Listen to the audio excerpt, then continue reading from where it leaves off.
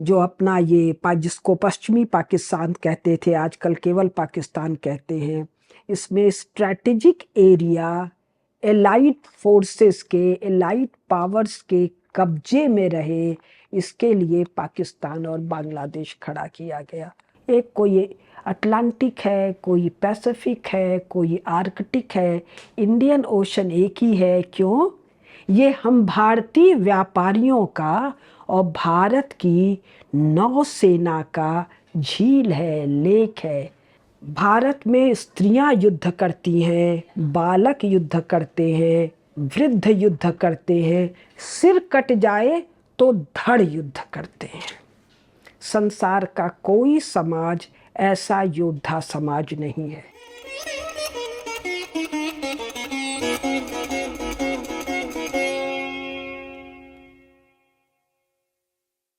नमस्कार जी, मेरा नाम कुसुमलता केडिया।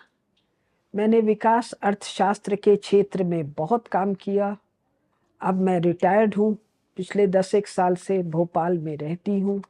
इस विकास अर्थशास्त्र को पढ़ने के प्रक्रिया में मैंने एक तरह से यूरोप को समझना ही पड़ा, और यूरोप को और वो post Columbus, post Vasco da Gama, यानी पिछला 500 साल। और इस पढ़ने में मैं कह सकती हूँ कि बचे हुए चारों महाद्वीप भी मेरी समझ में आए, दोनों अमेरिका, अफ्रीका और ऑस्ट्रेलिया। तो जो आज का विषय है, स्वाभाविक राष्ट्र भारत और ब्रैकेट में केवल भारत। 2023 में पाकिस्तान बांग्लादेश के निकल जाने के बावजूद भारत दुनिया का सबसे बड़ा स्वाभाविक राष्ट्र है।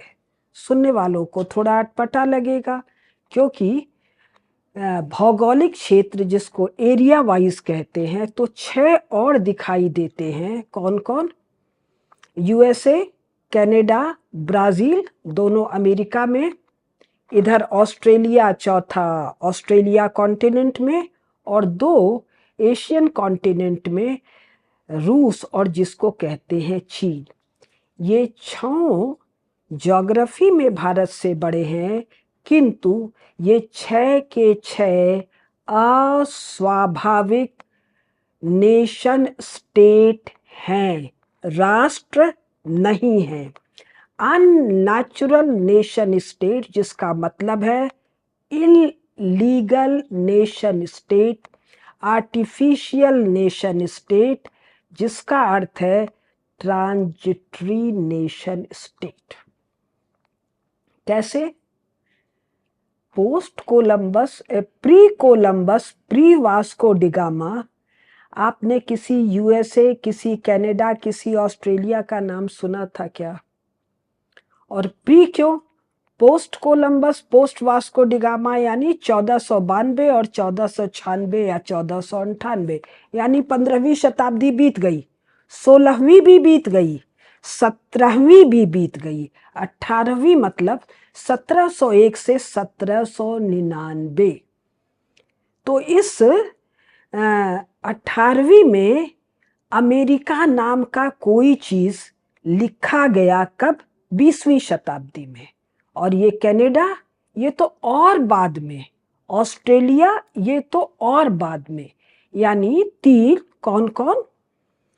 अमेरिका, यूएसए, कनाडा और ऑस्ट्रेलिया, ये तो कल के अपस्टार्ट्स हैं। ये कल के ताजे ताजे आर्टिफिशियल नेशन स्टेट्स हैं। ये तो यूरोप के ऑफशूट हैं तीनों। यूरोप के कैसे लोग? जो क्रिमिनल कहकर भगाए गए, जो इनके रिलीजियस प्रोजिक्यूशन, मार काट, आज का ये विषय नहीं, उसके भगाए हुए लोग जो जाकर इन क्षेत्रों में बसे और वहाँ के मूल निवासियों का भयंकर नरसंहार हुआ, और वो अब वहाँ माइनॉरिटी में किसी कोने में पड़े हुए हैं। और एक और है ब्राज़ील, दक्षिणी अमेरिका में। ब्राज़ील नाम के किसी देश को आपने 15वीं के पहले नहीं सुना होगा, 15वीं, 16वीं, 17वीं में भी नहीं सुना होगा। It is an artificial creation by again European upstarts. तो 4 की चर्चा हम लोगों ने कर ली। 3 है, 2 है नॉर्दर्न अमेरिकन कॉन्टिनेंट में यूएसए कनाडा, एक है सदर्न कॉन्टिनेंट में ब्राजील, एक पूरा ऑस्ट्रेलियन कॉन्टिनेंट को ये ऑस्ट्रेलिया देश कहे, और उनके जो मूल निवासी हैं उनको इन्होंने किनारे धक्का दे दिया, बड़ी संख्या में मार काट कर दिया। वोटिंग राइट भी इनको अभी हाल में मिला है। अब बचे 2, रूस और चीन। अब इन दोनों को हम लें तो जिसको रूस कहते हैं ये 1917 में सोवियत रूस था। 1917 मतलब 1917 के बाद सोवियत रूस बना, यानी 20वीं शताब्दी 18वीं 19वीं शताब्दी तक जो एशिया में फैला हुआ बहुत बड़ा रूस हमको दिखाई देता है वो तो नहीं था ना भाई। जिसको ग्रेट गेम कहते हैं ये तो 19th सेंचुरी में 1860 के आसपास शुरू हुआ और फर्स्ट वर्ल्ड वॉर 1914 के आसपास सलट गया। यानी कि 1960 से 1914 मोटा मोटी 50 साल में यूरोप के बैक वाटर में पड़ा हुआ एक फिजूल सा ताजा ताजा बना हुआ नेशन स्टेट पूरे एशिया में फैल गया, जिसमें 1990-91 में पोस्ट गोर्बाचोव 15-16 टुकड़े निकल गए। तो सोवियत रूस और उसके बाद का, उसकी टूट के बाद का निकला हुआ रूस, इसका एशियन फैलाव और इसका थोड़ा बहुत यूरोपीय फैलाव एक आर्टिफिशियल नेशन स्टेट, एक अस्वाभाविक राष्ट्र, अतः इलीगल नेशन स्टेट, और इसलिए आर्टिफिशियल नेशन स्टेट और इसलिए क्षणभंगुर नेशन स्टेट। ये राष्ट्र तो है ही नहीं। नेशन स्टेट और राष्ट्र दो ऐसे ही एंटिटी हैं जैसे मैं और मुझे रिकॉर्ड करने वाला कैमरा। अब आइए चीन। तो 1949 में माओ को जिस पर कब्जा कराया गया था, किसके द्वारा? सोवियत रूस के स्टालिन के द्वारा। यूएसए का पहले रूजवेल्ट प्लान कर चुका था ट्रूमैन के द्वारा। ध्यान दीजिएगा, ट्रूमैन की भूमिका सबसे बड़ी है चांग काई शेक के नेशनलिस्ट फोर्सेस को मेनलैंड चाइना से ताइवान भगाने में। स्टालिन की औकात नहीं थी और चर्चिल के कंसेंट के साथ। तो 1949 में माओ के पास तिब्बत तो नहीं था ना भाई। और जिसको सीक्योंग कहते हैं, जहां उइगर प्रॉब्लम चल रहा है, ये सीक्योंग तो 15 अगस्त 1947 के 2 साल बाद तक भारत का हिस्सा था ना। सीक्योंग के कासगर में 15 अगस्त 1947 तक भारत को रिप्रेजेंट करने वाला ब्रिटिश एजेंट बैठा था ना। मेरे पास वो मेरी पुस्तकें नहीं है, स्मृति कमजोर है, अन्यथा मैं उसका नाम बताती। ये मैंने अपने कई यूट्यूब टॉक्स में बताया है। तो माओ को, ये मैं बहुत जिम्मेदारी के साथ कह रही हूँ, माओ को 1949 में जवाहरलाल नेहरू ने, भारत ने नहीं, जवाहरलाल नेहरू ने स्टालिन के कहने से भारतीय क्षेत्र सीक्योंग हैंडओवर किया, उसका टेक ओवर कराया। पीएलए यानी पीपुल्स लिबरेशन आर्मी की औकात नहीं थी टेक ओवर की।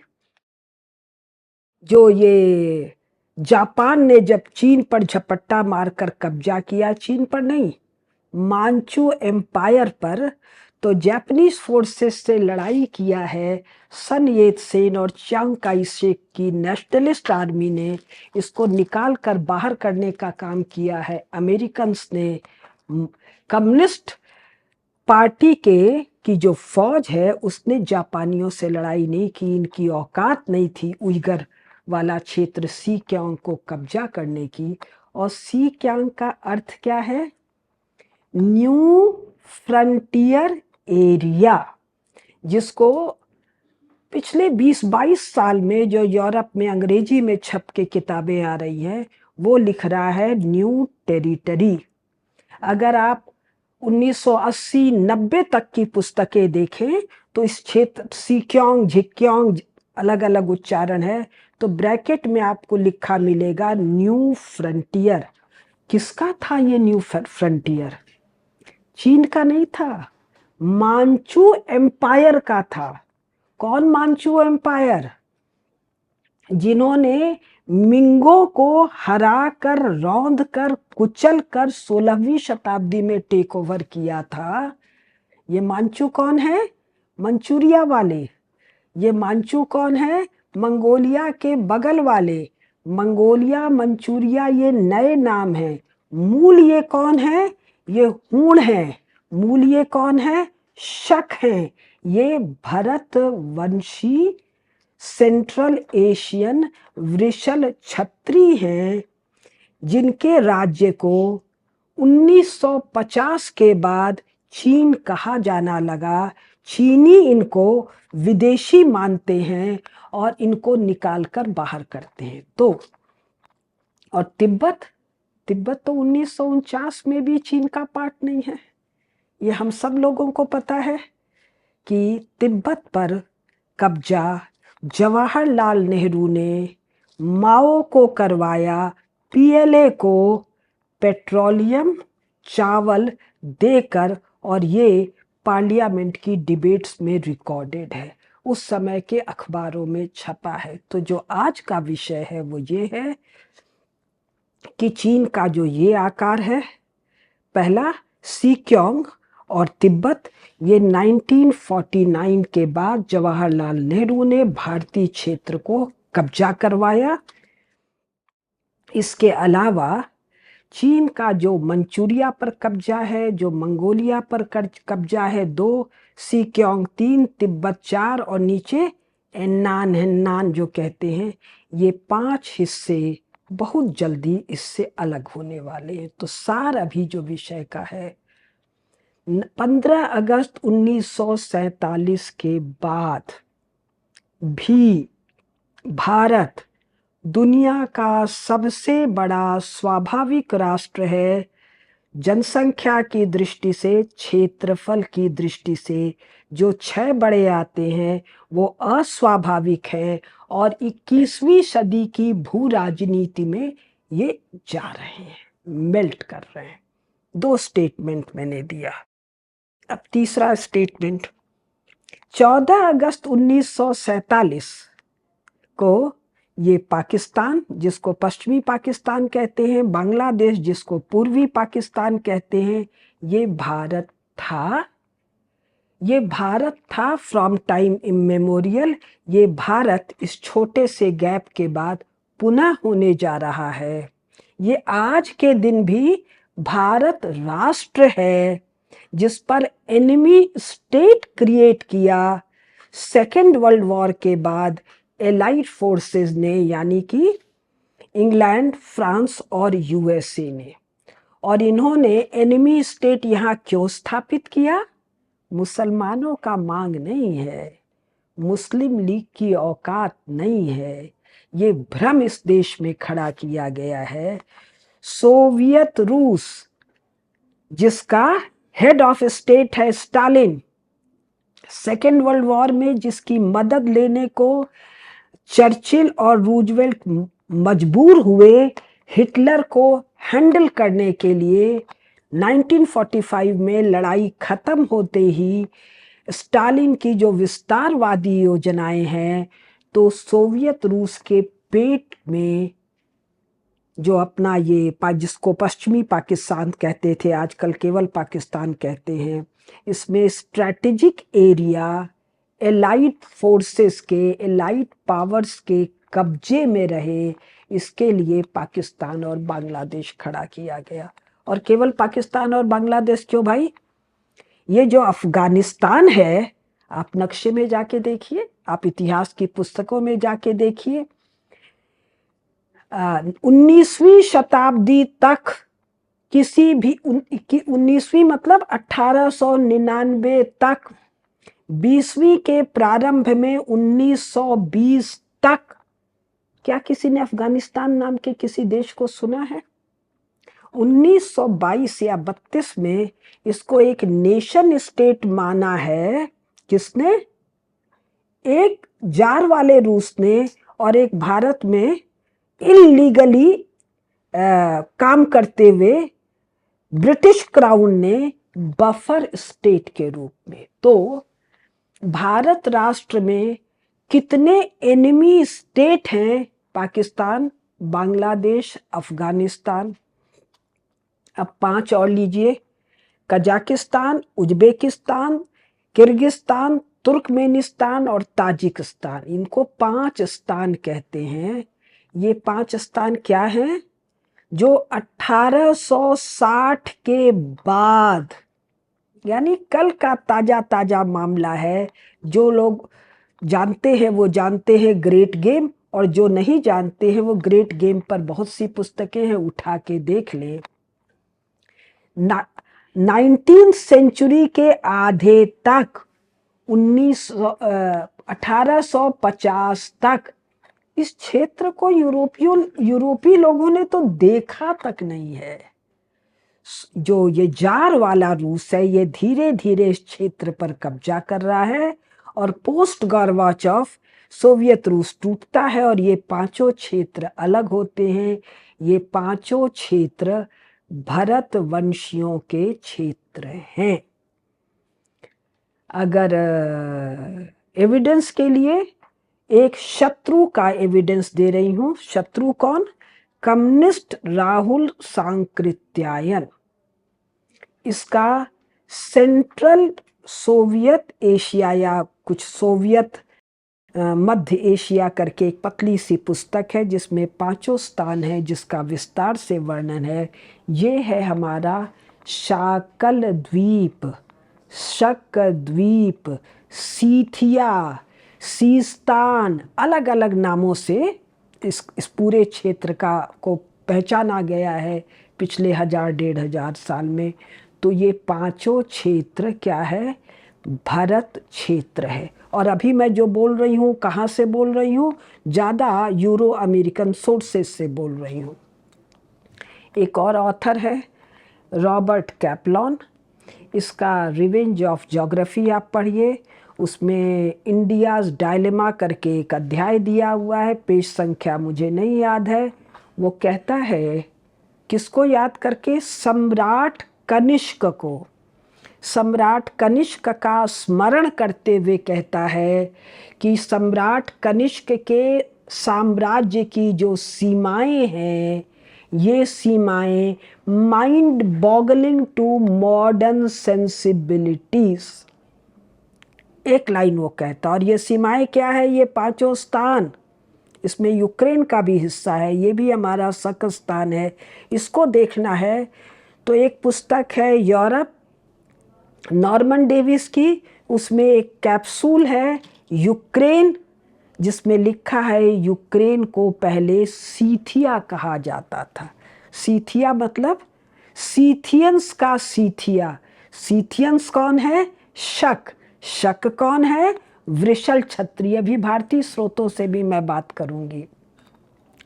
तो रॉबर्ट कैपलॉन उसी पैराग्राफ में, ये लेफ्ट हैंड साइड का पेज है, नीचे कहता है कि भूगोल और इतिहास हमको बताता है ये बाउंड्रीज फाइनल नहीं हैं, they are going to melt. It's going to melt when? In my life time.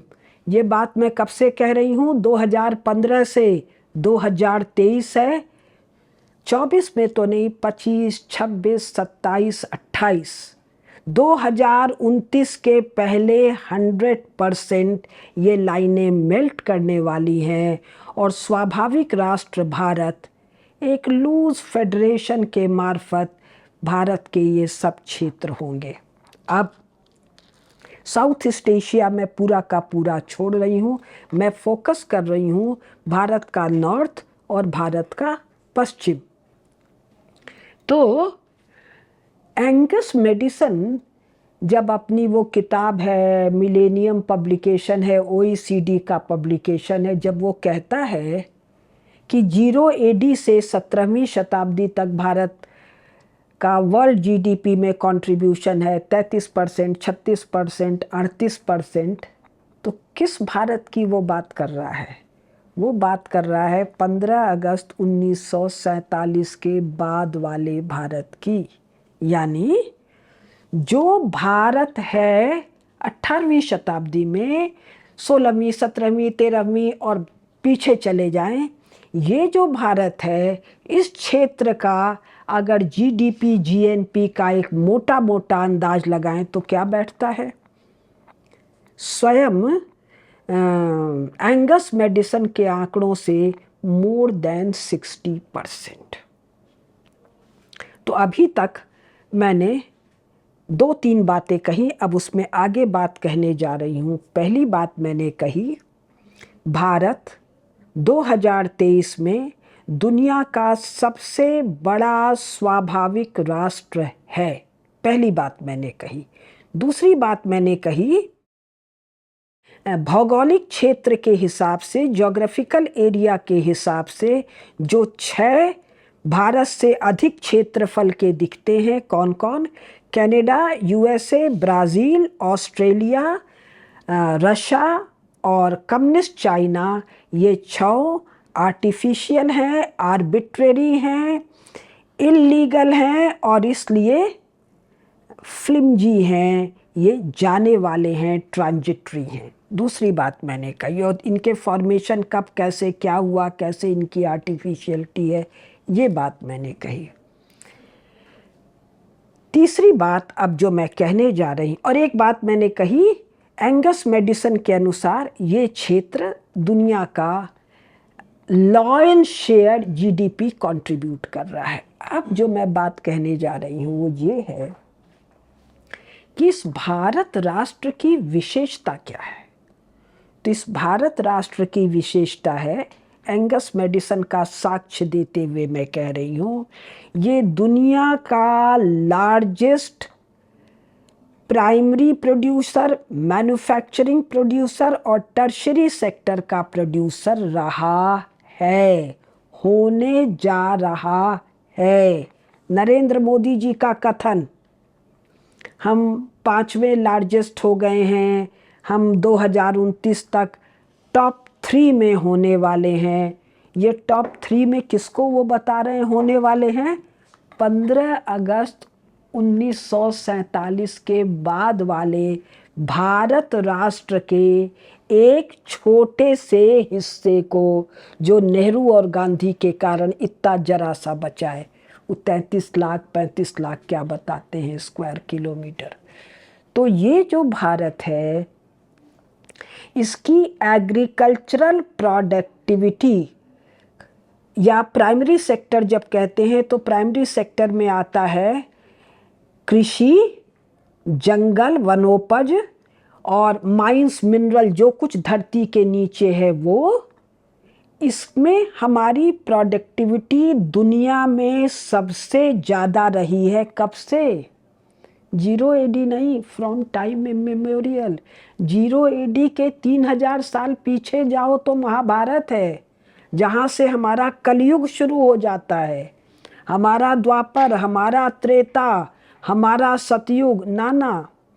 Europe वालों को ले लो, यूरोप वालों ने आजकल जो भी आर्कियोलॉजिकल फाइंडिंग्स के आधार पर जो कहा है, वो ये कहते हैं कि ये 100 साल 150 साल छांट दें तो 50,000 साल से दुनिया की सभ्यता वही रही है जो आज से 150 साल पहले थी। यानी भारत इन यूरोपियंस, यूरो अमेरिकन के हिसाब से पिछले 50,000 साल से दुनिया की लार्जेस्ट इकोनॉमी, नंबर 1। लार्जेस्ट क्यों है? सबसे ज़्यादा प्राइमरी सेक्टर का प्रोड्यूसर। अब क्यों है हमारा एग्रीकल्चरल प्रोडक्शन की प्रोडक्टिविटी सबसे ज़्यादा क्यों है? टोपोग्राफी और क्लाइमेट। ये जो नदियों ने जो विशाल मैदान बनाए हैं, और इस क्षेत्र की नदियाँ कहाँ से हैं? गंगा जमुना मैदान नहीं, सिंध भी लीजिए, केवल सिंध नहीं, अक्षु नदी भी लीजिए जिसको ये ऑक्सस OXUS कहते हैं।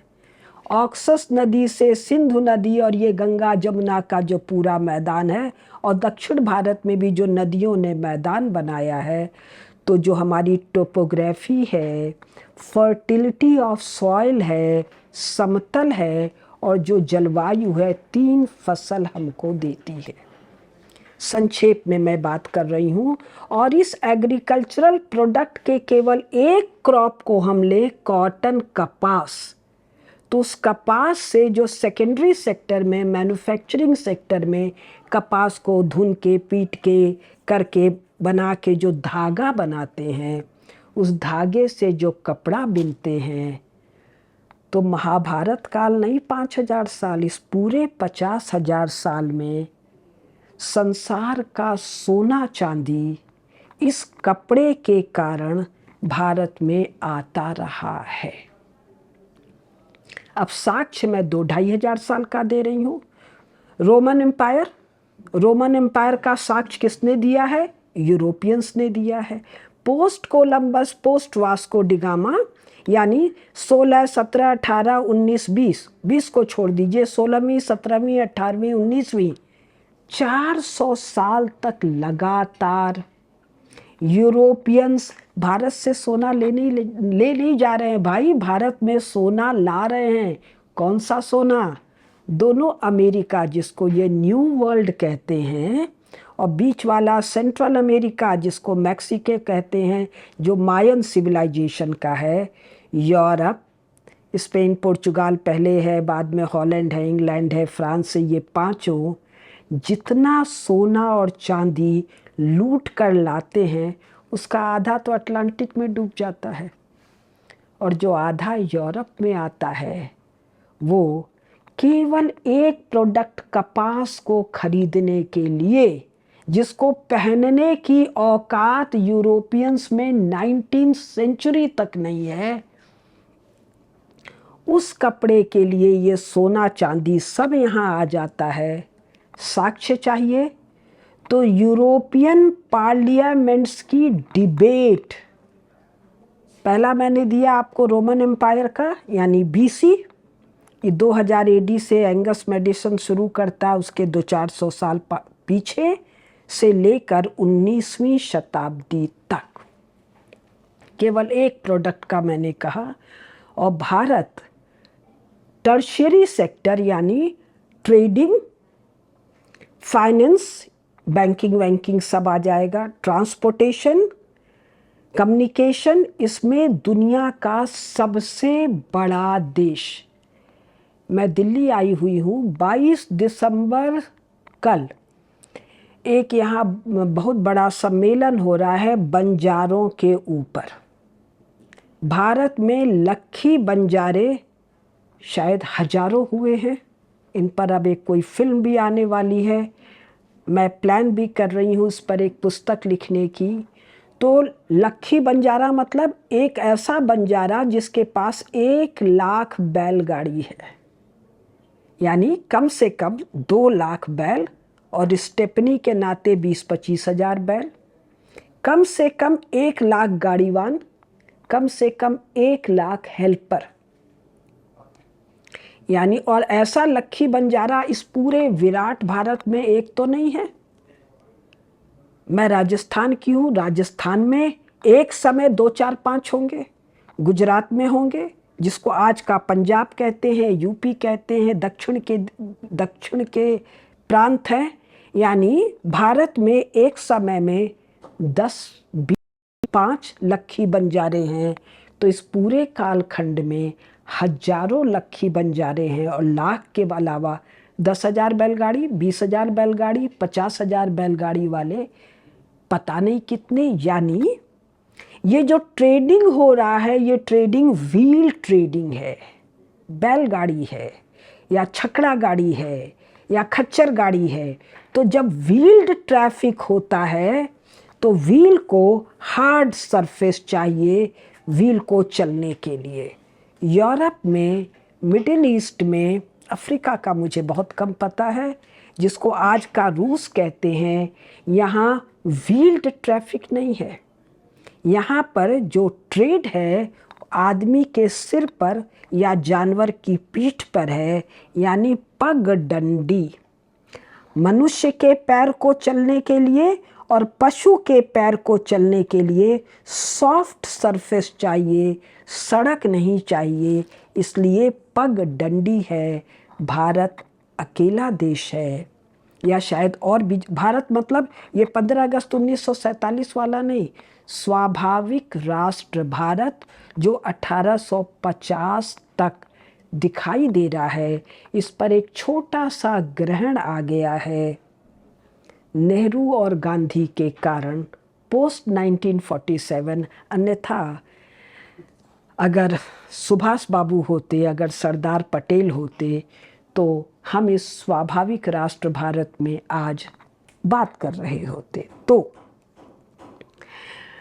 यूरोप में, मिडिल ईस्ट में और रूस में ट्रेडिंग आदमी के सिर पर और घोड़े और खच्चर और गधे और ऊंट की पीठ पर हो रहा है। क्यों? ट्रेड होता है हरदम सरप्लस प्रोडक्ट पर। भारत शायद अकेला देश है जो इतने बड़े स्केल पर सरप्लस का प्रोडक्शन कर रहा है, मैन्युफैक्चरिंग कर रहा है। डायटेमर रोथरमुंड एक जर्मन लेखक है, इसकी पुस्तक है जो 18वीं सेंचुरी इंडियन ओशन के ट्रेड पर उसका लेखन है।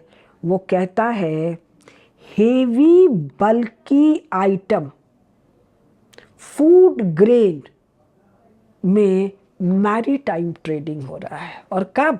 18वीं सेंचुरी में, जिसको ये नालायक लेफ्टिस्ट, नालायक यूरो अमेरिकन यूनिवर्सिटी वाले भारत का माने पतन का लुटा पिटा हुआ सा स्थिति बताते हैं। उस 18वीं सेंचुरी में हम केवल कपड़े की ट्रेडिंग नहीं कर रहे हैं, हम बल्कि आइटम फूड ग्रेन की भी ट्रेडिंग कर रहे हैं। एक चीज़ और, ट्रेड कैसा कर रहे हैं हम? ये ट्रेड हम कर रहे हैं, एक आंकड़ा है, सूरत जो हमारा बंदरगाह है, वहाँ पर एक हमारा भारतीय ट्रेडर है वीर जी वोरा। वीर जी वोरा मिड 19वीं सेंचुरी में एक सिंगल हुंडी से ईस्ट इंडिया कंपनी का इंटायर कार्गो खरीद लेता है। तो वो वीर जी वोरा 365 दिन में एक ही हुंडी तो नहीं काटा है, और उस दिन भी एक ही हुंडी नहीं काटा होगा। तो ट्रेड का, कार्गो का जो मैग्नीट्यूड है, और ये जो भारत है, पेनिनसुलर भारत, ऐसे पूरा, ये पूरा का पूरा बंदरगाहों और पत्तनम, जैसे विशाखापट्टनम, ऐसे पट्टनम पत्तनम कह के है, ये पूरा का पूरा हमारा कोस्टल एरिया ट्रेडिंग पोर्ट्स का एरिया है। और भीतर जो इनलैंड ट्रेडिंग है, हमारे यहाँ करीब करीब हर खास नगर में, नगर सेठ तो है ही है, 10, 20, 30, 35 जगत सेठ है। 1757 में ईस्ट इंडिया कंपनी, क्लाइव और बैटल ऑफ प्लासी की जब चर्चा होती है तो की फिगर कौन है? बंगाल के मुर्शिदाबाद में बैठा हुआ जगत सेठ, जिसकी बहू पर सिराजुद्दौला कुदृष्टि डालता है, और जगत सेठ तय करते हैं बंगाल के नवाब को बदल दो। और बंगाल कैसा है? बिहार भी है, आसाम भी है। तो यानी जो मैंने बात कहने की कोशिश की है वो पहले दो बताया, हम अकेले स्वाभाविक राष्ट्र हैं, 6 अस्वाभाविक हैं। कैसे हमारे बड़े क्षेत्र को 1947 के बाद नेहरू ने चाइना को हैंडओवर कराया। फिर हमारी जो प्रोडक्टिविटी है primary sector, secondary sector, tertiary sector की, इसकी चर्चा मैंने की। बंजारों की चर्चा की, जगत सेठ की चर्चा की, और हुंडी मतलब बैंक की। ये जो डच इंग्लिश और फ्रेंच ईस्ट इंडिया कंपनी है, इनके डॉक्यूमेंट्स पर जो स्टडीज़ हुई हैं, तो उन स्टडीज़ की फाइंडिंग है भारतीय सेठों की हुंडी अराउंड द ग्लोब मिली है। अब एक चीज़ मैं और कहना चाहती हूँ। पीरी राइस मैप्स, स्पेलिंग जो मुझे याद आ रहा है PIRI, पीरी RICE, राइस मैप। इसको अगर आप जाके गूगल पर ढूंढेंगे तो आपको डिटेल मिल जाएगा। ये मैप 1920-30 में कभी मिला।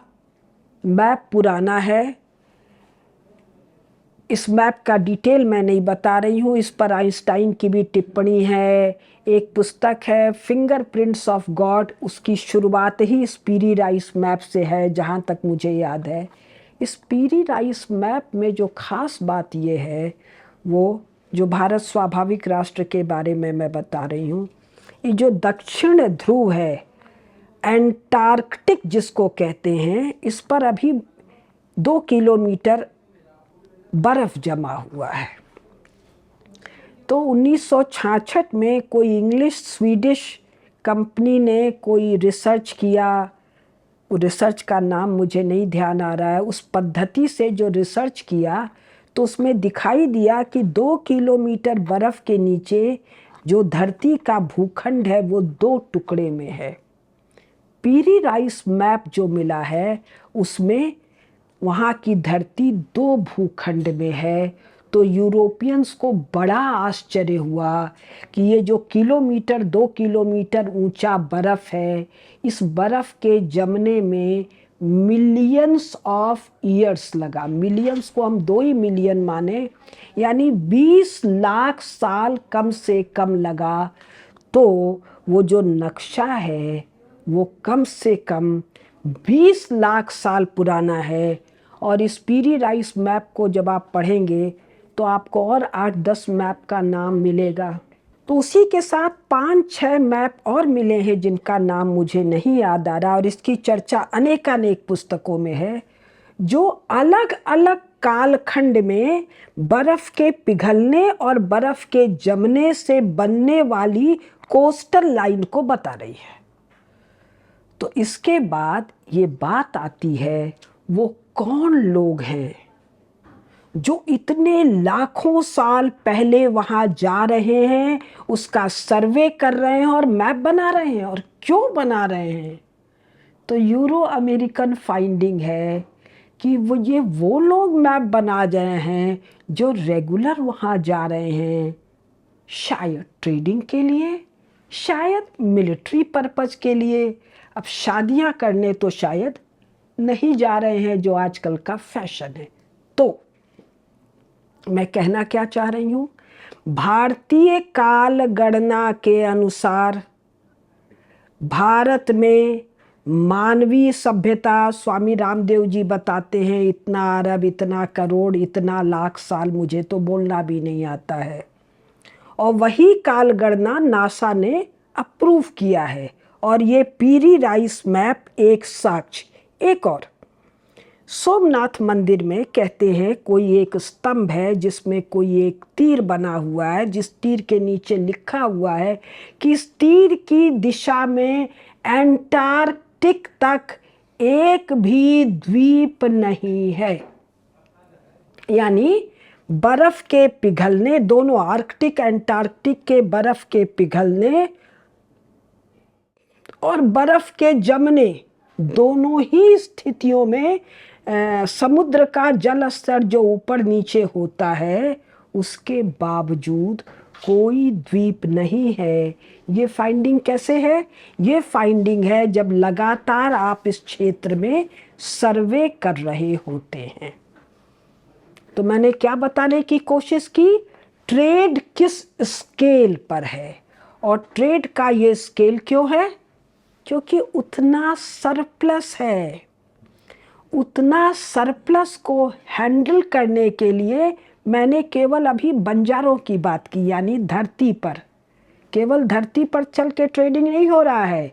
ये जो पूरा का पूरा ओशन है जिसको इंडियन ओशन कहते हैं, तो भाई और तो कोई ओशन नहीं है जिसका नाम किसी समाज के नाम पर हो या किसी देश के नाम पर हो।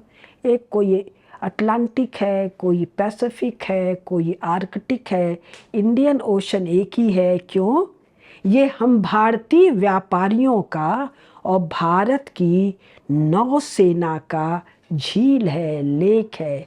जैसे जिस भोपाल में मैं रहती हूँ, महाप्रतापी परम भट्टारक महाराज भोज ने जैसे झील बनाया, वैसे वराह देव ने भरतवंशियों के लिए ये झील बनाया।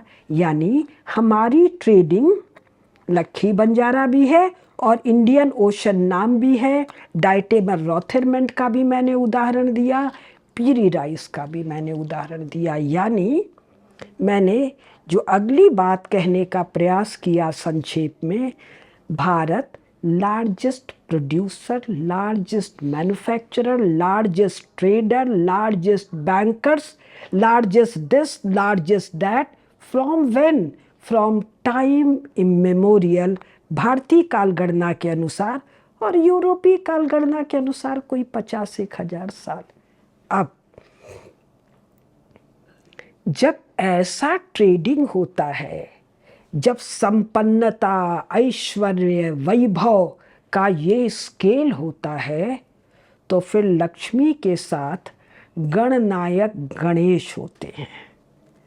भाई दीपावली पर लक्ष्मी के साथ हम नारायण की पूजा करना चाहिए था, नहीं, माता लक्ष्मी के साथ पूजा है गणनायक गणेश की, क्योंकि भारत दुनिया का सबसे बड़ा योद्धा राष्ट्र है।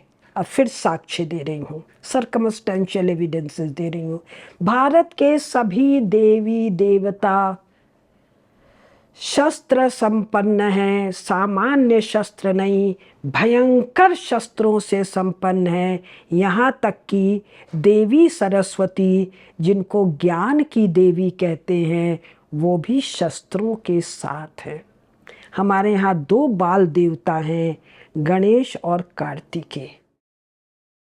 एक का तो जन्म ही हुआ महाभयंकर राक्षस तारकासुर के नाश के लिए, और गणेश देवताओं की सेना के गणनायक हैं।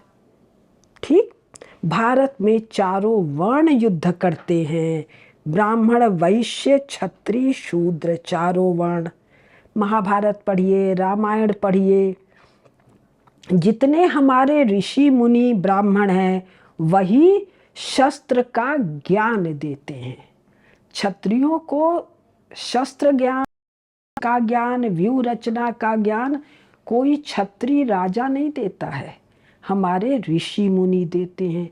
आज तक हमारे नागा साधु हैं, हमारे शंकराचार्य जी ने 10 नामी अखाड़े बनाए, हमारे गुरु नानक देव से गुरु गोविंद सिंह तक अद्भुत पराक्रम, समर्थ गुरु रामदास जी प्रेरणा हैं, शिवाजी महाराज मराठा साम्राज्य के, विद्यारण्य जी महाराज प्रेरणा हैं विजयनगर एम्पायर के। आज तक की कहानी, कल तक की कहानी।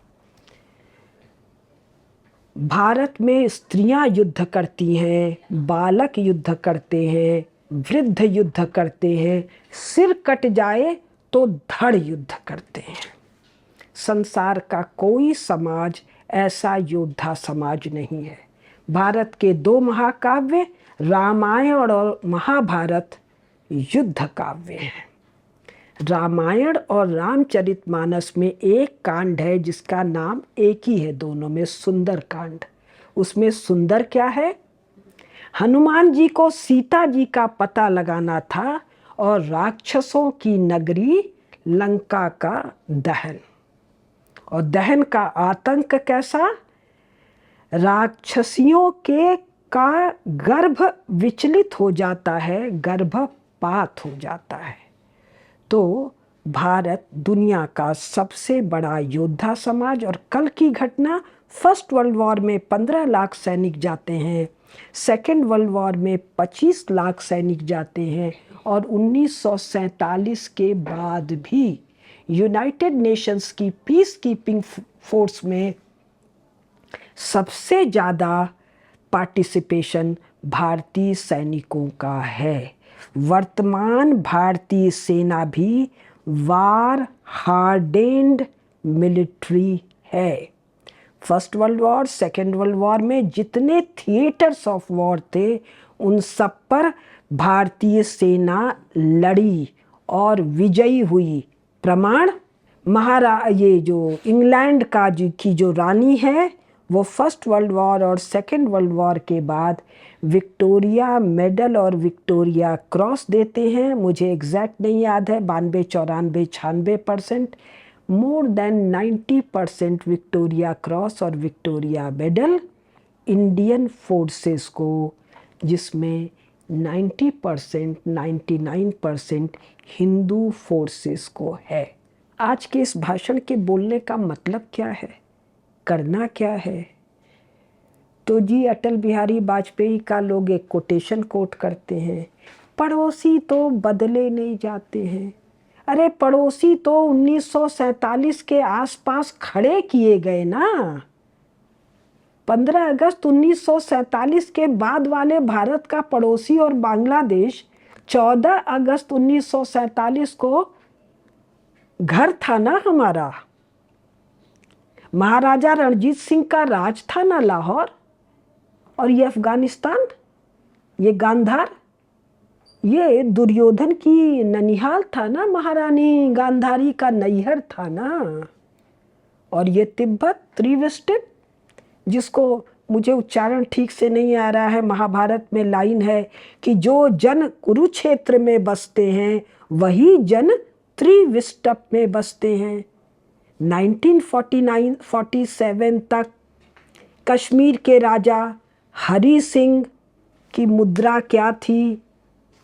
महाराजा ऑफ जम्मू कश्मीर एंड त्रिविष्टप। 15 अगस्त 1947 के बाद तक, क्योंकि विलय तो बाद में हुआ है। और ये जो चीन तो सुदूर दूर कहीं कोने में पड़ा हुआ था, इसको भारत का पड़ोसी 15 अगस्त 1947 के बाद बनाया गया है ना। 15 अगस्त 1947 में भी हमारा पड़ोसी नहीं था। यानी 20वीं शताब्दी में first world war, second world war में, और थोड़ा सा 19वीं शताब्दी के उत्तरार्ध में नए नए कुकुरमुत्ते की तरह नेशन स्टेट आए हैं। जैसे बरसात में पानी कीचड़ जहाँ होता है, छोटे छोटे कुकुरमुत्ते मशरूम उगाते हैं। आपने कभी Syria, Lebanon, Jordan, Saudi Arabia, Kuwait, Iran, Iraq, Yemen 1-2, Oman 1-2, इनका नाम कभी सुना था? 1904 में, 1905 में, 1910 में इंग्लैंड और फ्रांस ने एक कागज ऐसे मसोला और लाइन पर कह दिया, ये लेबनान है, ये जॉर्डन है, ये सीरिया है, ये इराक है, ये ईरान है। All are artificial, arbitrary, illegal nation states created in 20th century by France, England in collusion with America.